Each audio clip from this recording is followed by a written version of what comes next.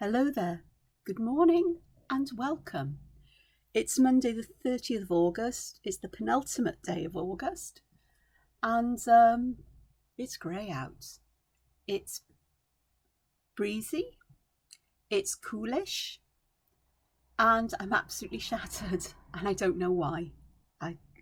I've got an inkling. I think I went to bed a bit too late last night and woke a bit too early, but I also had a very upset stomach yesterday, which doesn't augur well for feeling well the next day. But all's fine and well. Everything's settled down there, so everything else will pick up. But this was what I was working on yesterday in yesterday's vlog, using the Carbothello chalk pastels to add some colour. And I've been looking at it, and the colours are a bit too bright for my liking. Other people may love them. They're a bit too bright for my liking. So there have been some areas up here, down here. Is there anywhere else? No. Where I've used an aubergine graphitint pencil and a water brush to add some darker, more muted tones to these. And down here on these little berry things, I've added this purple over the top of that pink, and it has muted it somewhat, but I didn't add as much of the graphitint as I did up here. I also tried down here with a water brush to see if I could bleach out some of the areas, but once I've tortilloned the Carbothellos into the paper, they don't want to react with water brushes. I think yesterday I said I thought they would, but the reality is they won't.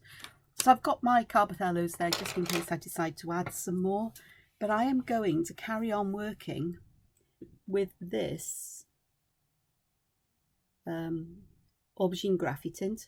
I had thought of using the port coloured one, which is a red on the pink, but I decided not to because I thought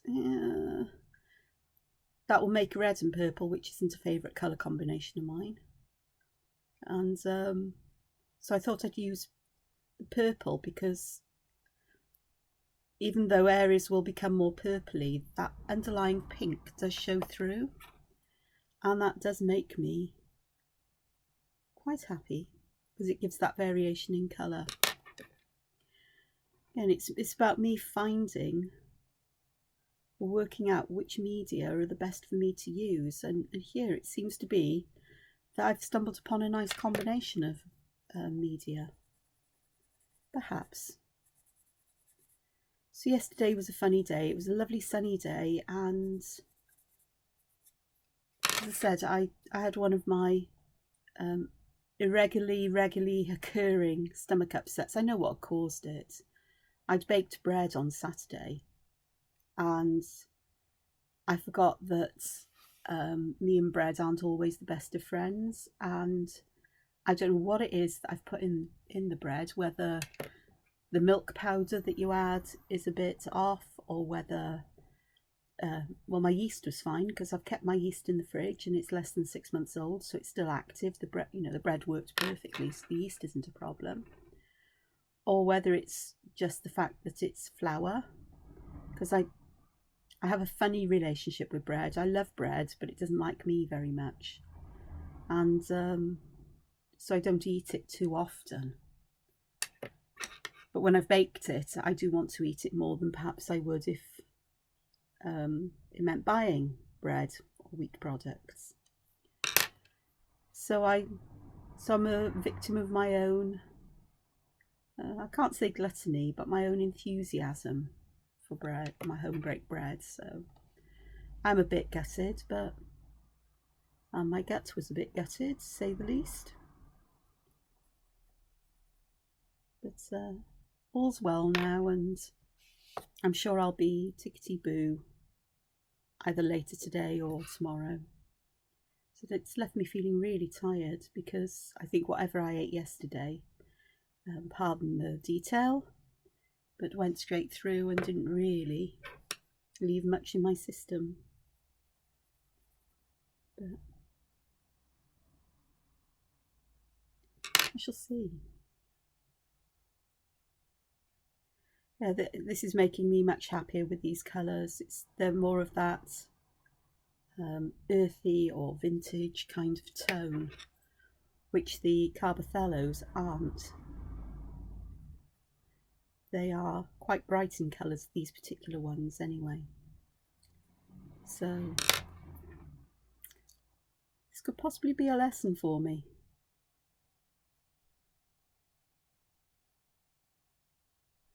It may just be that I need to work out which of the Carbothello pencils are the colours that particularly suit me, my work and everything else. You can see this is really muting down these colours beautifully.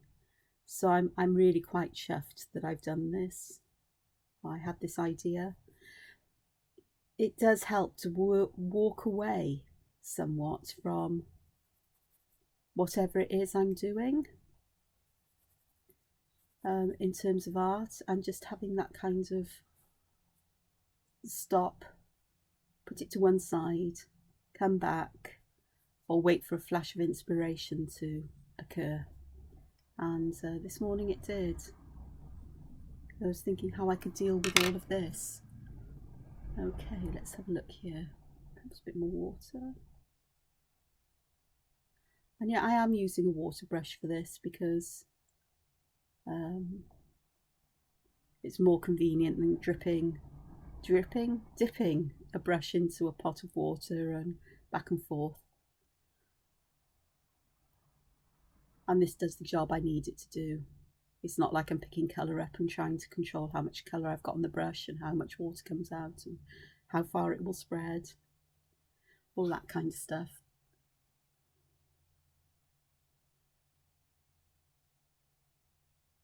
It's not all of the graphitint pencil shifts with water. A lot of it gets left behind. It's just some subtle colour or darker tones get left behind, but there's enough colour comes off to add that sense of shadow or a tint to the colour that's already there.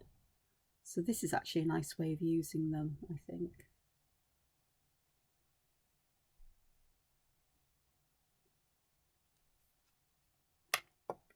It really does help to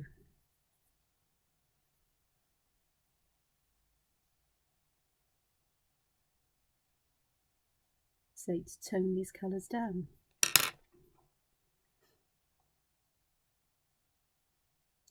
Not much happens here. Yeah, my life is pretty much the same. I had a couple of online sort of meditation groups yesterday, which was lovely. It's always pleasant to go to. And then in the evening, I had a catch up with Brett from the Angela Porter's Colouring Book Fans Facebook group, which was lovely. Chatted for a couple of hours. And again, that may be part of the reason why I'm tired. Not so much that Brett tires me, but the fact that I haven't been too well. And I think I would have done better with an early night. But the time difference between the UK and the US means that I was up a little bit later, and it's okay. Because again, I will recover from this. And even though I woke up a little bit earlier than I would have liked to this morning, I couldn't get back to sleep. It just wasn't going to happen. I think my mind was working on this because through some of the chat, I spent some time adding colour to this to show Brett what the Carbothellos are and how I've added colour, as well as getting another of the last few pages in here, one side of them with distress ink on. So that's been quite an achievement really for me. So every page I'm likely to draw on, apart from the reverse of them now, is toned with distress inks. Toned, coloured, I don't know. Too tired to worry about my vocabulary, I think, this morning. Or for my vocabulary to work properly. So that was lovely because she'd never seen distress inks and how I add, coloured paper. So the only way to do, or the best way to explain to somebody is to show them. And so that is the lovely thing about Zoom, is I'm able to use this camera that I use here, this document camera, which is lovely. It works, it does the job. And to actually do this so she can see. And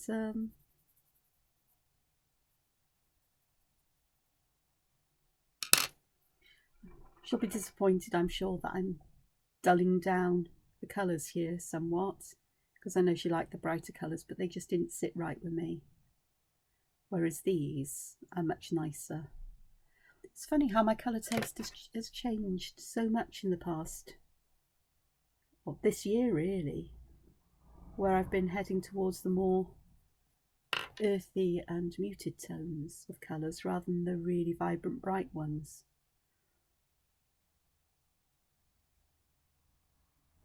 I'm not entirely sure I know why that, well, I'm not entirely sure I know why that is. I know I don't know why that is.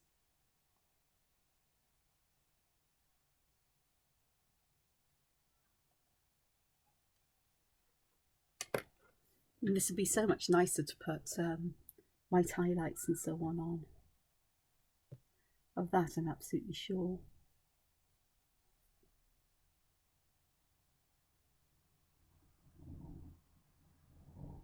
Really helped bring these out. So that was lovely, and said it was lovely to have a little catch up because we haven't chatted for a number of weeks.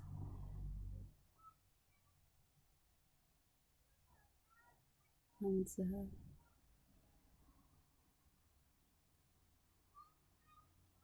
I asked her for what she'd like this week in terms of a template for the Facebook group, and she asked for a mandala. So that's what I'll be doing later on this week. As I draw those digitally, it'll be a time lapse, I think, more than anything. But they are, I really enjoy doing them. So I haven't drawn a mandala for quite a while, actually.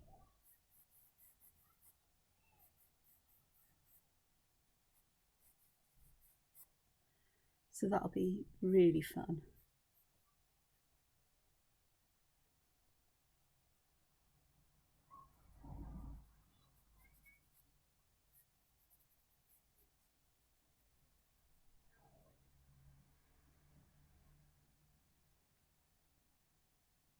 The nice thing about graphitints as well is that once they dry, I can always go back and add more if I want a more intense shadow.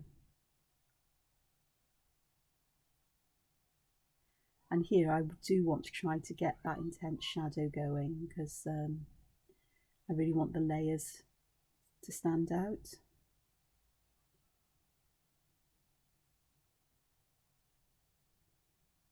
Which will be lovely if I can get that to work for me. I usually can.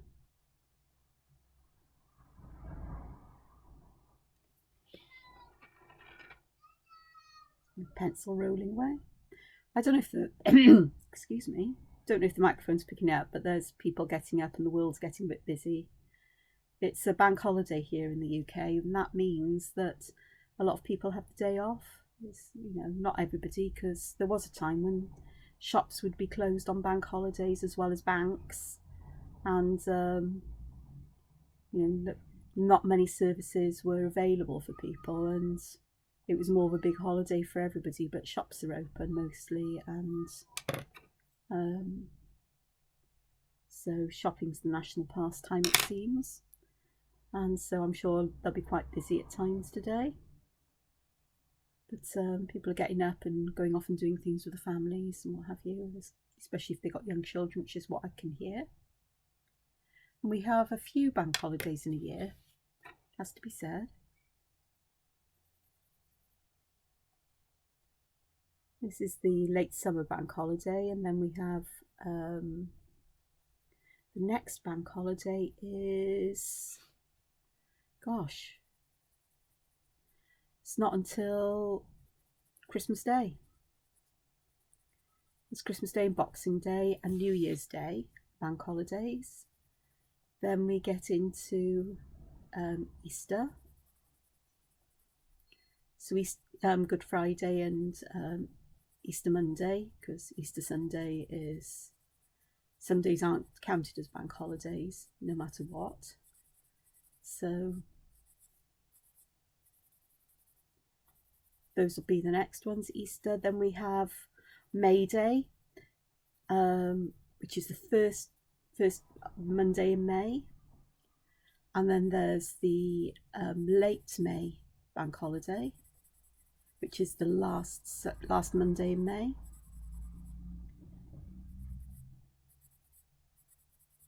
And then it's back to the late summer or late August bank holiday, which is where we are now. So we have quite a few in a year. I didn't keep track of them, how many there were. There was a time in Wales where certainly schools, and I'm sure some businesses, used to close for half day anyway for St David's Day, the patron saint of Wales. But that was stopped a long time ago.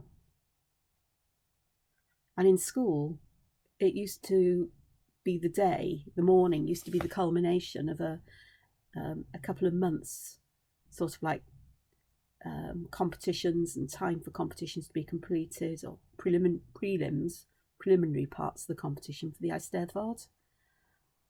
And Eisteddfod are sort of like traditional Welsh celebrations of arts and music and culture. And in schools, it was all kinds of things, down to, there was always a Welsh cake baking competition where you bake Welsh cakes at home and bring them in, and they'd be tasted and the best judged for the house, and then for the best from the houses, because we'd be split into houses, a bit like in Harry Potter, but usually be 4 houses, and they would be named after, well, in the school I went to, I think they were named after counties, Welsh counties, 4 Welsh counties. The school I taught at, they were named after saints, if I remember rightly. And they're given a colour, again like in Harry Potter, and the houses would compete against each other in all of these competitions to win the Bardic Cup for the school. And this still happens in the school I taught at, or did happen while I was there. And again, it was, it would be usually a Friday. We don't have St David's Day half days anymore. So a Friday closest to St David's Day, which is the 1st of March. And the day would be split up into competitions on the stage and the announcements of winners of the offstage competitions. So the morning would be the younger students, and the afternoon would be the older ones. And they were often looked forward to by many, not all, because teenagers are funny creatures. We've all been there. We all know what it's like. And sometimes things aren't perceived as cool or fun to take part in, are they? But so we had, sometimes the older groups were so badly behaved that the Eisteddfod was cancelled for everybody, which was a shame for the ones who were well behaved and the ones taking part, or perhaps they did take part, and I can't remember exactly, because I used to get panic attacks.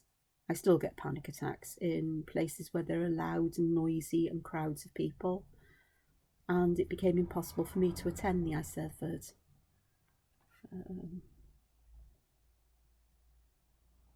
So I used to do other duties for class when I was teaching classes in those year groups, because there would be other students, there would be other pupils in the year groups who couldn't cope with that kind of environment for the same kind of reasons. So they often used to come to me to be looked after, and other staff who would do that, because there used to be quite a few. And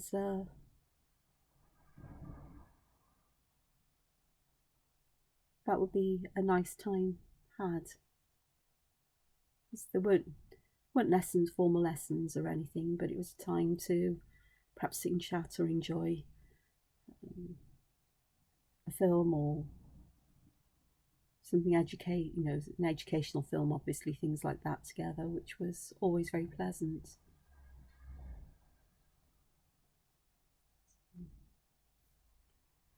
So, and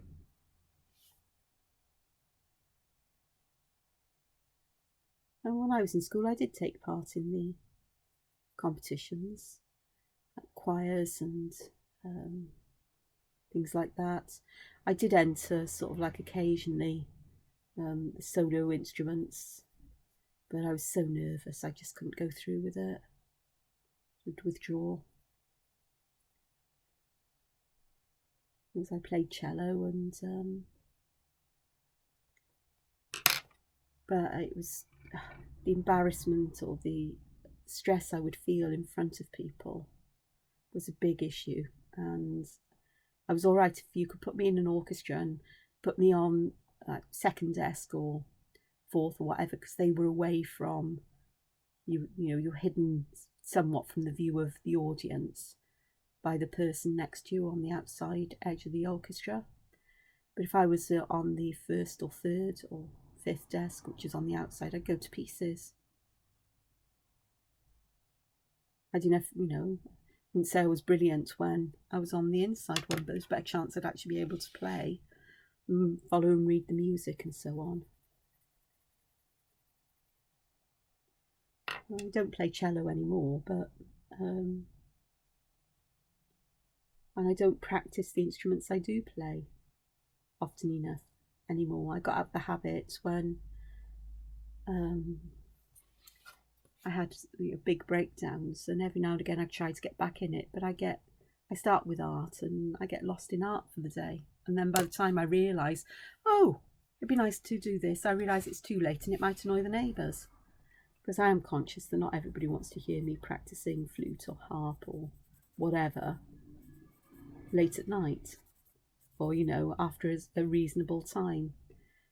So I really ought to start setting alarms on my phone to tell me time to practice your flute, time to do your harp,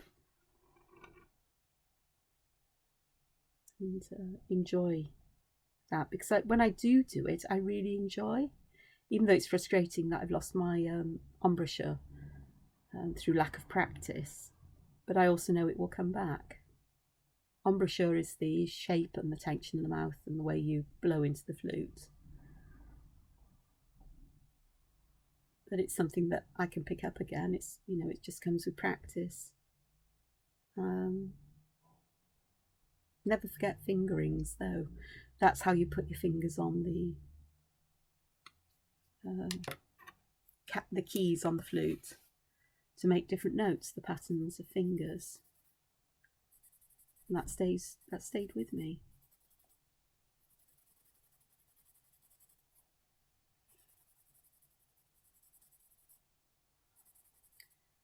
So perhaps I'll try to get some done later. Although I think that all I'll be doing soon is going back to sleep.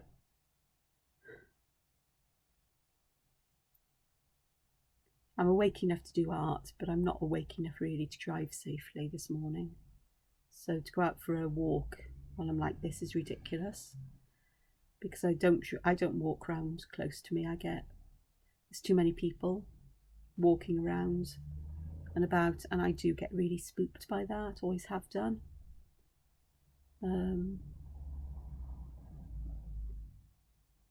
Which is why I choose to walk at a cemetery, because there's not very many people there, and you can see well in advance where people are. So I can avoid people, which sounds awful, but at the moment that's the best I can do. They're not people I know, so I don't feel quite so bad about it, but at the same time I'm also very much aware it's not the best thing in the world. But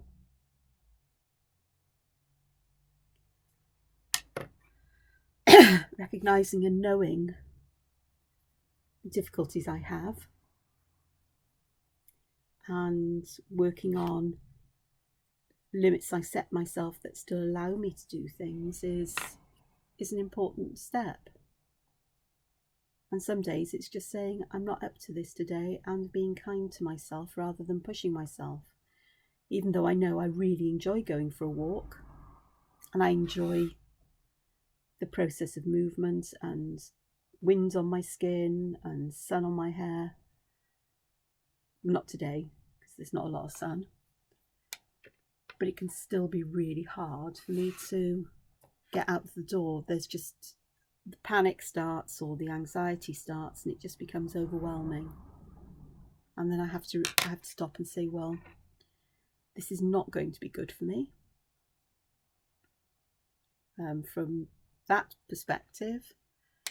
And I know when I'm like that I may drive to the cemetery that I walk at. It's a familiar place.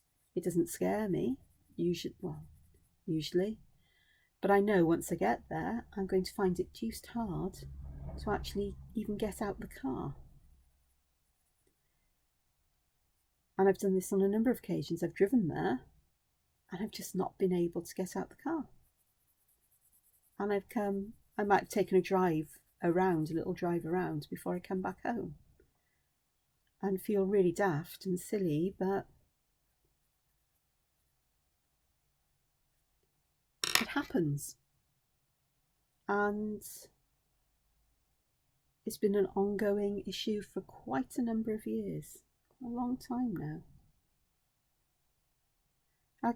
I've driven to one of my favourite places in the UK, which is, it's over 100 miles away, not 100. It's about 90 miles away from my home. It's a town in Somerset called Glastonbury. I'm very comfortable there. I feel at ease there, unlike many other places. And yet I've driven all the way there, an hour and a half drive, well, a bit longer, depending on the traffic, a bit less depending on my speed. But I'm a good girl now, I stick to speed limits, so about hour and a half, hour and 3/4 there. And I've gone and parked, and I've not even been able to get out the car to get a parking ticket. And I try, and I sit there for a little bit, and I end up just turning the engine back on and driving home. And I've done that on a number of occasions. And I've gone with the excitement or the anticipation of having a nice lunch somewhere, or because there are cafes there I'm comfortable going in by myself. Again, that's something else I have a problem with when I'm out and about, is actually eating. Going to somewhere to have something to eat, it can be a major problem and issue for me.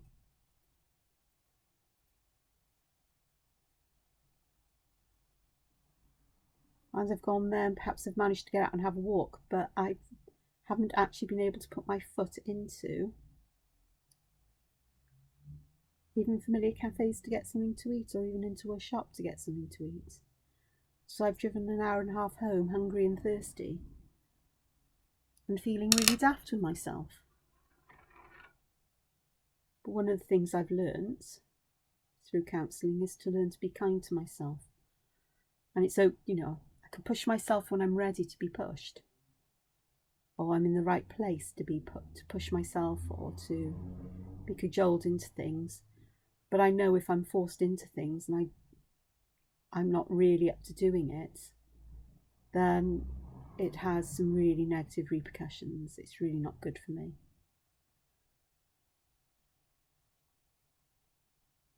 I had a lovely time at a place called Secret Corner, I think it is, in Yorkshire, friend. And it's a fabulous place. If you're ever in Yorkshire, or close enough to it, it's amazing. I'm sure it's the Secret Corner, and it's this amazing corner of a huge estate, and the owners had engaged somebody to create a sort of like garden of wonders in a small place for their children to play in, but they've since opened it to the public.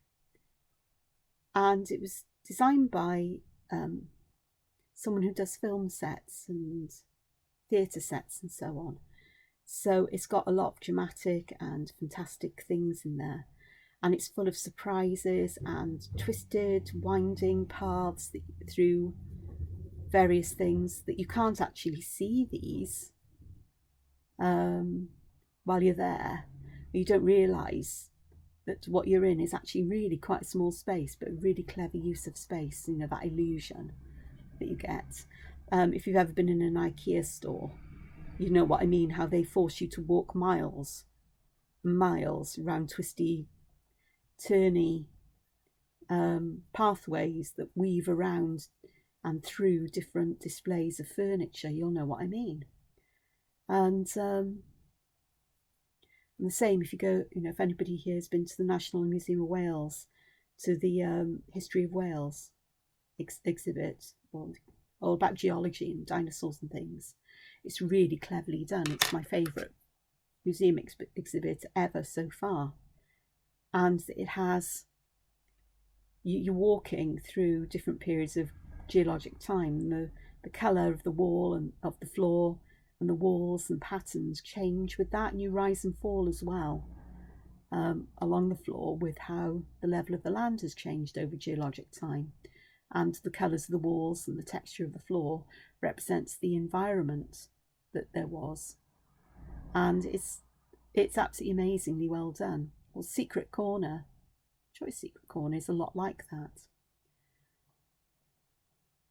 But there was one place where the illusion is that you feel very much smaller than you are. So you've got giant mice there, and you have this feeling that this is, that you're really small, and there's a doorway to go through. And as you walk down the corridor inside, it gets smaller and smaller and smaller and smaller, both in width and height. And I had a panic attack. I had to get out of there, and I had to back up because you couldn't turn. It got that narrow. I couldn't turn round because I'm quite a large lady, large woman. And that was partly, the panic attack. I was getting scared I was going to get stuck in there. And I got out, and I was in a right state. And my friend, bless her attitude is, oh, come on, you'll be fine. Come on, keep going, keep going. And I said, no, I need to stop and gather myself. No, come on. And I had no chance whatsoever to decompress, de-stress from that experience, to put it all to one side. And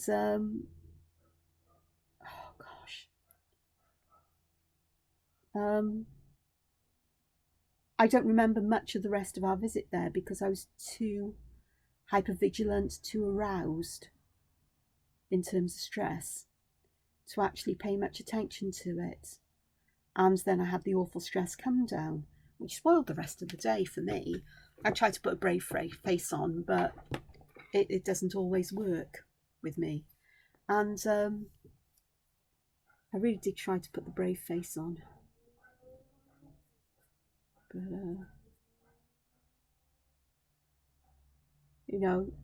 in hindsight, I could have, should have, ought to have been a lot firmer than I was. Because I should have said, no, stop. Or you go on, I'm going to be here when you're finished. But I didn't feel confident enough in myself to do that. I didn't want to hurt somebody, and everybody deals with things in their own way, and that's how my friend copes with anxiety and panic. Is right, I'm just going to keep going, I'll work through it. And for me, it becomes almost paralyzing in its nature. And then the knock-on effect of the awful headaches and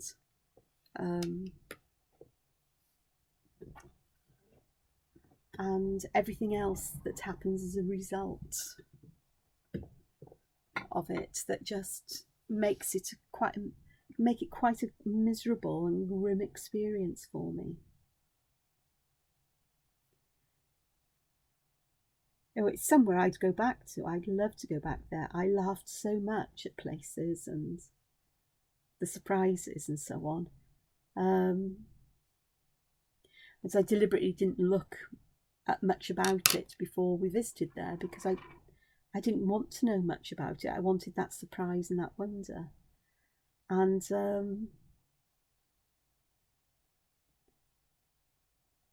but as I say, there were bits I just don't remember having gone through and been there. And this happened to me actually in Disneyland Paris when I was there with the one of the teachers who took a trip to Paris. Is I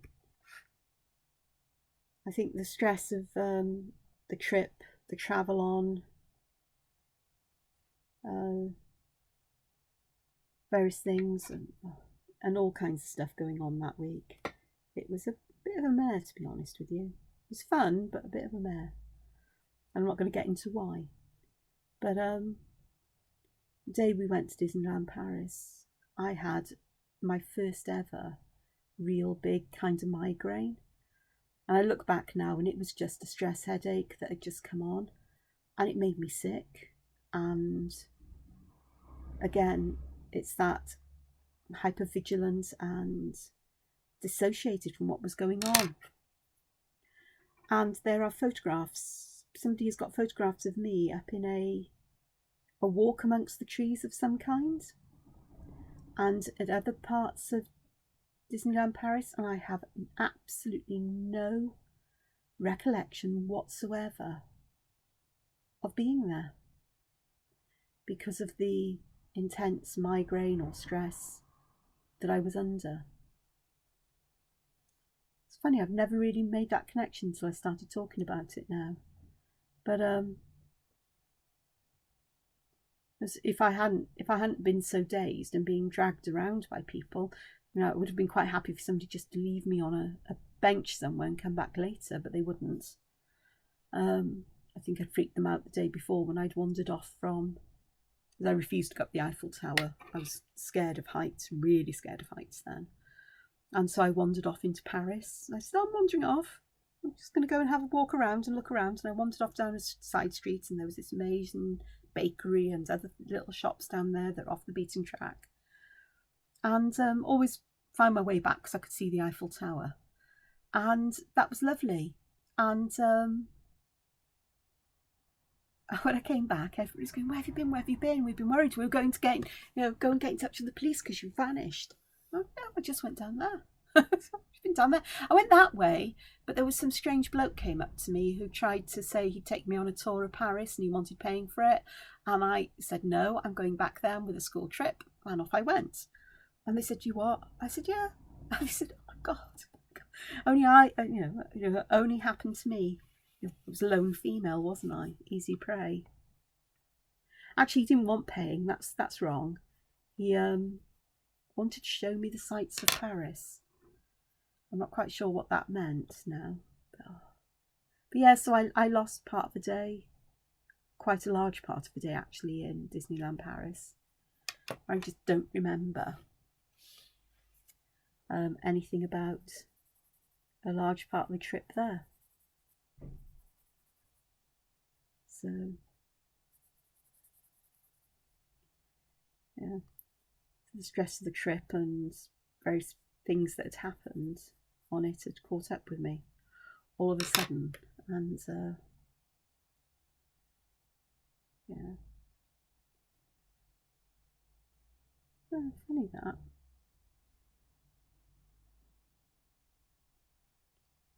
So this is why I'm careful with myself, because I know sometimes there are things I have to do, like I've got a medical appointment later this week, so I have to go to that. I will do it in the same way I have to go to the pharmacy once a month to pick up medication that I need. But the knock-on effect is the rest of the day I'm useless. So I really do you know, need to be aware of that and make provision for it in my plans for the day, the week, or anything else that I'm doing. Which is fine because I'm aware of it, but sometimes that stress gets too much, and even then,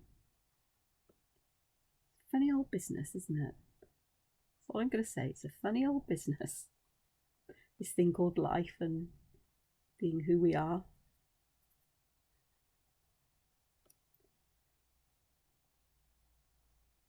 Okay, how are we doing?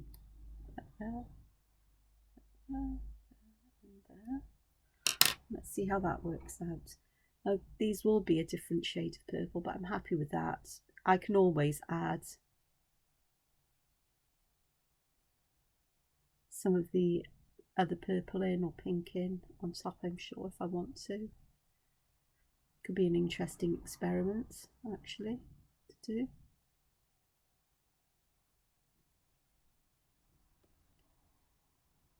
But not until this is dried.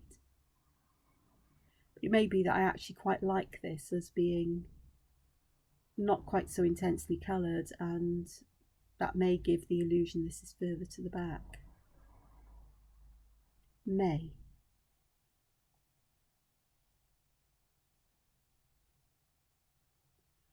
Oh, I filled in the little white bits as well. That's not a problem because they can always be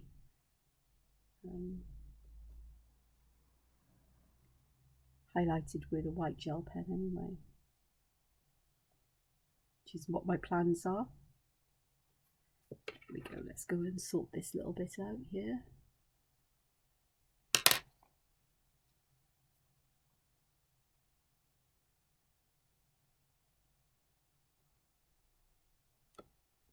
Actually, they actually work out okay, don't they? I think so.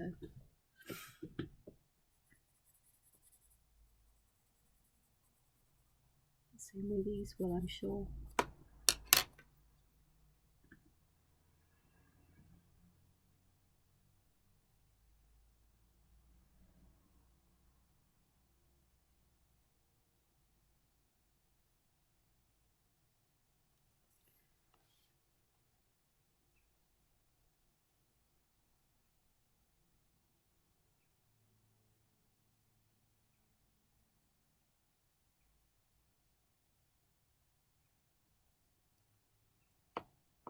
So there we are.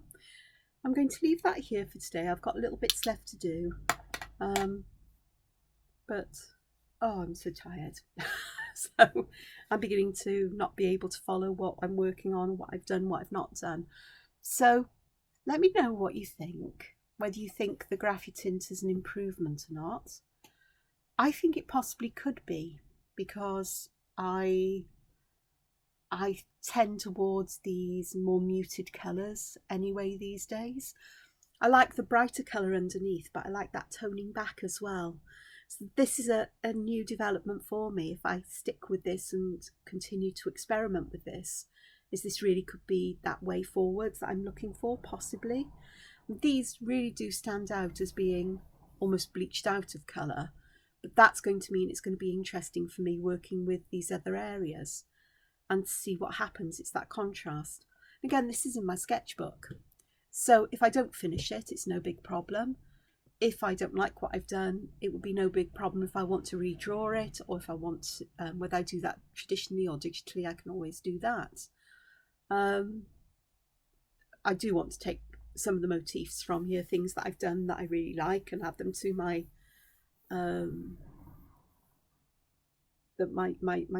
my visual dictionary, or my notebook, my Zibaldoni, and because there are some different things in here, little things that have worked that I really like. But I do hope you've enjoyed that. I hope it gives you some confidence or some things to think about how to add colour to your own work. It's always an experiment, especially with me, because I just never know what I'm going to do, or how things are going to work out. It's learning to work out what I don't like about something and then what I can do about it. Now I know I can use graphitint to tone things back, which I much prefer to using, say, a graphite pencil and a tortillon to blend it out, because that gives a shiny finish, whereas the graphitints remain nice and dull. And I like that finish. If I want something shiny, I want it deliberately shiny, not shiny because that's a function of the product I'm wittering. So I shall continue to work on this and show you it. That's probably in a few days' time. I've got other things to finish, like that, the one I've been working on. I've done five videos on it, adding colour to it, as well as drawing. So it's another 1 or 2 videos in that. But I'm waffling. I'm so tired. I need sleep. So I'm going to sort the video out, get it uploaded, get myself sorted, finish my drink off, and I'm going back to bed. Exciting day, eh? So take care, look after yourselves. And I do mean that. Look after yourselves and what you need to do to keep yourself healthy and well. And I'll speak to you again soon. Bye-bye for now.